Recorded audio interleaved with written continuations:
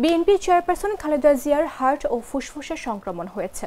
হাসপাতালে চিকিৎসকদের নিবিড় পর্যবেক্ষণে তার চিকিৎসা চলছে।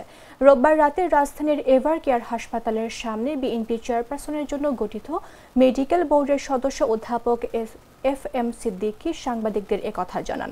তিনি বলেন, গত কয়েক মাস ধরেই উনি খুব ঘন ঘন আক্রান্ত হচ্ছিলেন। ওনার কতগুলো সমস্যা একসঙ্গে দেখা দিয়েছে। ওনার চেস্টে ইনফেকশন হয়েছে।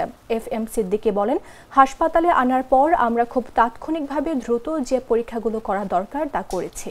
আমরা প্রাথমিক যে রিপোর্ট পেয়েছি সে অনুযায়ী মেডিকেল বোর্ডের সবাই বসে আমরা প্রাথমিকভাবে ওনাকে অ্যান্টিবায়োটিক দিয়েছি। ওনাকে যেভাবে প্রাথমিক দ্রুত এবং জরুরি চিকিৎসা দেওয়া দরকার সেটা দিয়েছি। এদিন রাত 8টায় এভার কেয়ার হাসপাতালে ভর্তি করা হয় খালেদা জিয়াকে। তিনি হাসপাতালের বিশেষজ্ঞ চিকিৎসক অধ্যাপক শাহাবুদ্দিন তালুকদারের তত্ত্বাবধানে আছেন। বিএনপি চেয়ারপারসনকে হাসপাতালে নেওয়ার পরপর বেশ কিছু টেস্ট করা হয়।